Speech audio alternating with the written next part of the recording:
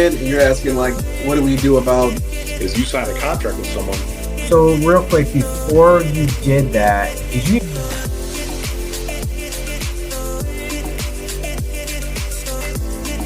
More than 30 years. I got my real estate license in the... And your origin story. Is that he made an age joke the last time we were... I'm gonna use that Kuka.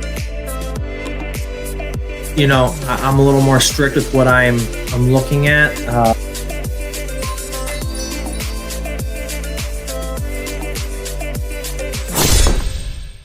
So that's where we can all work together and come together, and you know, we can all make deals happen.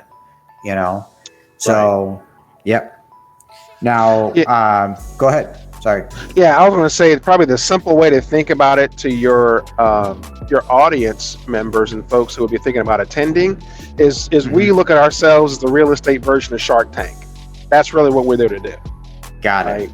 You know, you present the deal to us, and just like you see on Shark Tank, we'll ask you the tough questions, and give you our feedback on why we like your deal or why we don't think your deal is going to work. Or what remaining items you need to do to make your deal more attractive, so that we can get it over the hump. And a little interesting tidbit, we actually have some Hollywood producers that are trying to develop a Shark Tank TV show for real estate market, and we've been asked to participate in that show as one of the sharks. We're still in the pre-production phase, and getting distribution. But that's kind of how we got our concept. Is that Hollywood called, and they were looking for we're doing a Shark Tank for real estate, and we got the call as one of the sharks. That's awesome. So I definitely think that that's a really cool way to interpret it. You know, you guys are the Shark Tank of the real estate world. So, all right, you know, now, you know, whether things are a deal or not a deal, you know, that's, that's the into interpretation, because I say it may not be a deal for a fix and flip, but it may be a deal for a buy and hold.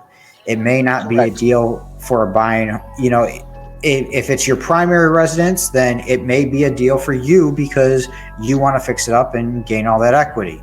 So everything is a deal at a certain price. Sometimes that price is negative, unfortunately. So it's just the truth.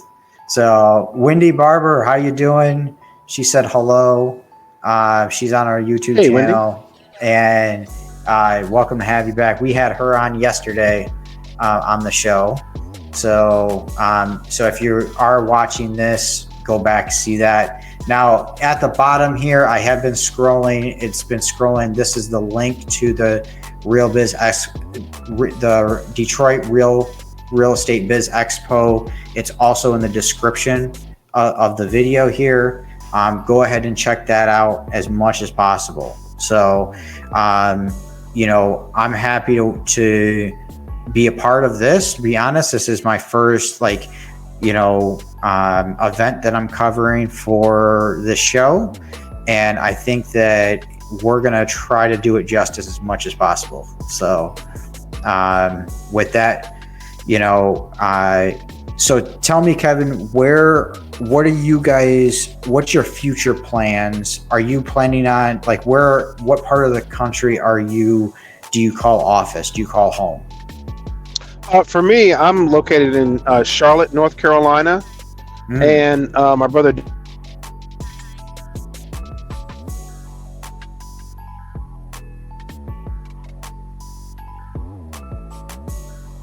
Hey, Kevin, you went blank for a minute. I can't hear you. Oh, can you guys hear me? Yep, I can hear you now. Last time I heard was your brother Damien, and then that was it. Oh, so he's in Washington, D.C. Okay. But the little interesting factoid is I graduated from high school in Detroit, so that's why I'm familiar with the Detroit market. So, okay. My school's not there anymore. I graduated from Benedictine High School on 6 Mile and Outer Drive. That was in the Catholic League, and Yep. But so that's my familiarity to Detroit, is having lived there as a Okay. teenager, and we've gone back several times to look at certain deals in the Detroit Metroplex. We're actually trying to do several multifamily kind of adaptive reuse along Okay. the kind of warehouse district that was along a waterfront that now has a lot of residential lofts and Yep. new builds. And so we were looking about, this is probably 2017, 18. Okay. We were looking at doing some projects down there, partnering with some of the landowners. The problem at that time was it was very difficult to get bank financing. Yes. And so, our deals couldn't go forward just because we couldn't get the requisite bank lending that we needed. But we did have good support from the city. Okay. And so that's the other thing that we do look at is, how is the city viewed towards developers? How are they with trying to get site plan approval? Is it an arduous process? Is it a supportive process? Are they friendly to developers or not? Those are all things that we look into it. And we do buy and holds. I didn't mention that earlier, but certainly if someone has a good project that's got good, strong rental income, and they're trying to do those projects as well, those are attractive also. Yeah, most definitely. And that's the thing the one thing that people like about Detroit is the lower barrier of entry and the cash on cash return that you get because of that. So your cash on cash return is going to be a lot higher than say in the suburbs of Detroit. So in Detroit proper. So when you can buy a house for, 20, 30 grand, put about 15 to 30 grand into it, and then rent it out for, $1,000 to $1,200 a month for a 3-bedroom brick, even a little bit more if you need be. Your cash on cash return is going to be, at least 18, 19%. So that is what is more attractive to out-of-state investors into the Detroit area. The problem people have is they don't build their team. In Detroit, you have to build the correct team for inside Detroit. And I stress this enough that if you don't, you will get taken advantage of. People will take advantage of you in Detroit. And if they don't, they may not take advantage of you, but they're going to make mistakes that will cost you a lot of money. So for instance, not securing the property right after the tenant leaves, and now your furnace is gone, your hot water tank is gone, so on and so forth. They've trashed it, or they get a squatter in there. So. And I did get a comment or a text message from my brother. He said he was trying to get in, but for some reason he's been unsuccessful at trying to get into the podcast. So tell him to use the StreamYard link, not the YouTube, but he should be able to come on anytime, and it should be able to come back in there. So okay, I did send him that, so hopefully he'll try that again. So so with that, I know you said you had a hard stop at 8:30 because you got another meeting to go into, but real quick and last bit, what are some of the advantages to going to this expo, that, in your opinion, that hold for people? And I'm sorry, my thing cut out just a little bit. Can you repeat your question again?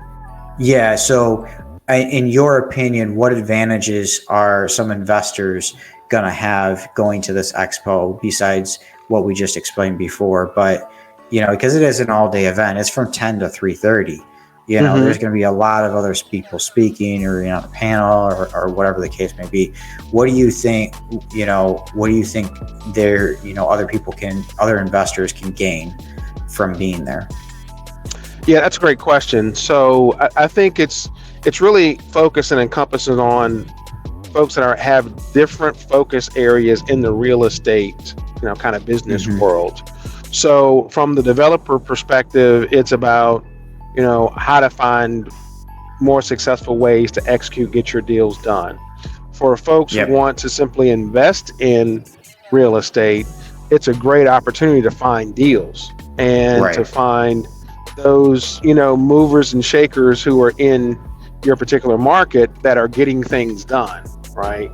And so whether it's you're trying to, learn the best strategic techniques and strategies to use, or you're looking for opportunities to invest or opportunities to partner with people, if you're interested in real estate and you're trying to actually make money, then that to me is the folks that should be looking at this as an opportunity.